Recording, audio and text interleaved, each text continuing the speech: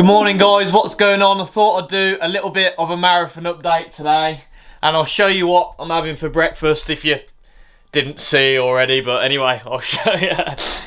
We've got some English muffin that I've just toasted here, just on the one side. I don't like to put it in a toaster because I like to keep the bottom side soft. One banana, 40 grams of almond butter, a little bit of pomegranate seeds, some cinnamon and some honey over the top of that as well. I've started eating in the mornings now. I'm 1 week out from my first ever marathon, so the reason I'm eating in the mornings is I'm on the taper period at the minute, but I'm just starting to pick up my carb loading a little bit, but it doesn't really intensify until I get to around 2 to 3 days before my marathon. What I'm planning to do is I want to have around 5 times what my body weight is in pounds, in grams of carbohydrates, at least 2 days before my marathon. The reason why I'm carb loading is basically, simply putting it, the quicker you run in, generally you're going to be in an anaerobic state, meaning that you're going to be burning predominantly carbohydrates. Obviously with the pace that I'm trying to set for marathon level, trying to get sub 3 hours, around 4:15 to, I'm aiming to get a 4:10 kilometre pace though, and then just see how that goes. But I'm going to be burning a lot of carbohydrates, so before that run, I'm going to be obviously consuming a lot of carbohydrates so that I don't run out of energy on race day. And a lot of people think that you need a big breakfast for when you're doing a marathon, and it's not the case. To be honest, you don't want that at all. I'll probably have something like this exactly before I go on my marathon, and the reason being, you don't want a lot of food in your stomach. You don't have to worry about going to the toilet or feel like you're going to the toilet when you're going out on a run. The idea is to get your carbohydrates in days before you run, so 2 to 3 days when you really ramp it up. But I normally intermittent fast, but over this week I'm not going to intermittent fast, just simply so I can get an extra meal into my diet and it not be a problem, me not struggle with it. This is such a staple runner's breakfast, but it hits every time, I swear. Those little pomegranate seeds just add a little bit of flavour. You know I'm going to put a bit of cinnamon on it, it's inevitable, isn't it? Almost 7 days out approximately from a marathon. My marathon is on October 25th. I did realise in my last video that I said 3 weeks away, but I shot it a couple weeks before, so I appreciate that's probably a little bit misleading. So just to give you a date, my marathon is October the 25th on a Sunday.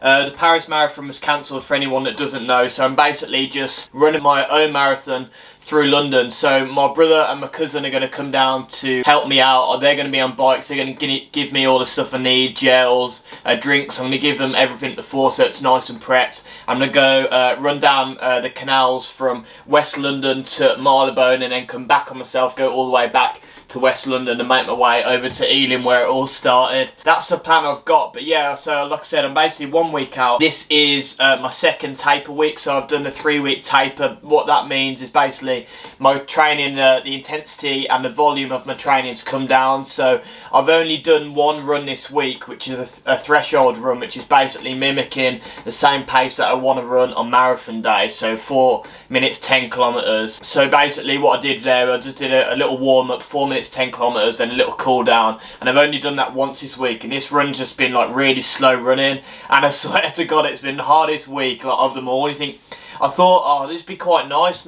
and pleasant having like a slow week, but it's so difficult to run slowly when you've got like a marathon, like, you know, just around the corner, because you have that little bit of insecurity. You want to work as hard as possible, but I just have to have confidence in the process and have to have confidence in the training plan, because ultimately it served me well up until this point. So I'm tapering off, having faith in my training plan. Ultimately my body's then going to be nice and recovered for when I go out on my run.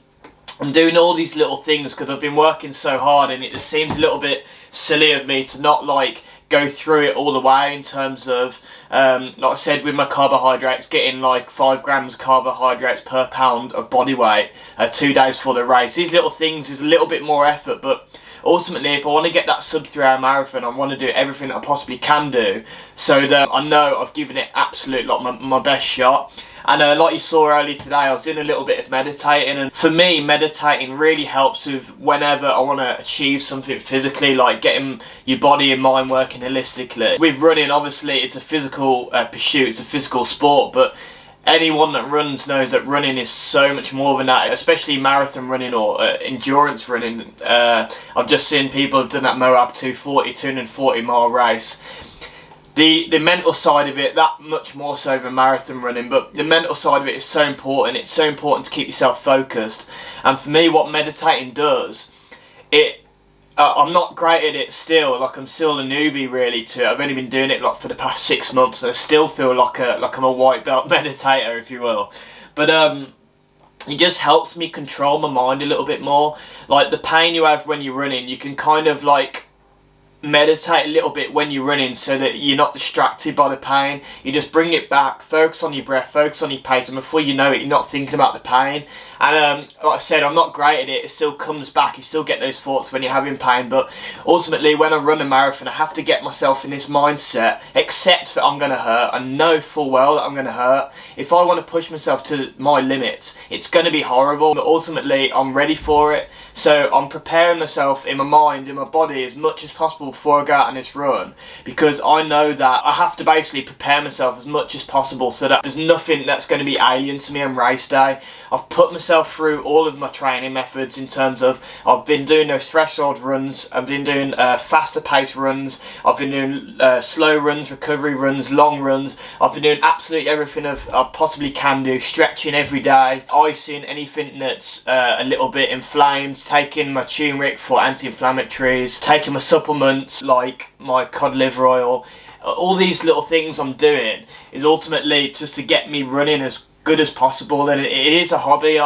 You can probably tell by the amount of passion that I'm speaking about it. It is something that I love to do, so it doesn't feel like hard work. But anyone that is chasing a marathon, I highly recommend doing all of these things, because ultimately you enjoy it more anyway. It's kind of like what you put in is what you get out. This week now coming up is going to be my easiest week in terms of like my intensity, so I'm probably only going to be running like 1 day on, 1 day off, and then I'm going to give myself, so I'm running on a Sunday, I'm going to give myself the Friday off, and then the Saturday I'm just planning on doing a little 2-mile run, just a little shake off run. I might even do some shadow boxing instead, just something basically just get the blood flowing, you know, get my body ready for tomorrow, because I think I've never carb loaded before, but reading other people that have carb loaded, they say that you feel a little bit stiff, so I'm well aware of that. I'm still going to do my stretching, and ultimately I'm ready to go for race day, and I'm really excited.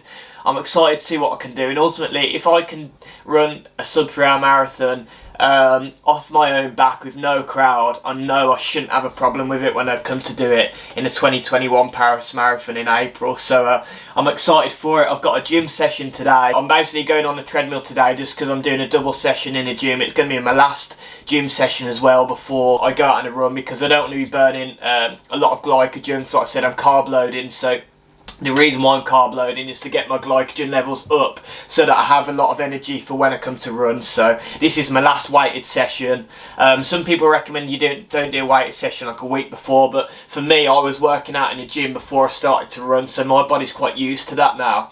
So nothing too serious today. I've just got a 10-kilometer run on a treadmill, and then I'm just going to do a little bit of kickboxing on the heavy bag, and a little bit of core work and weights probably. Yeah, I'm going to catch up on some match of the day, and then I'll see you guys for that.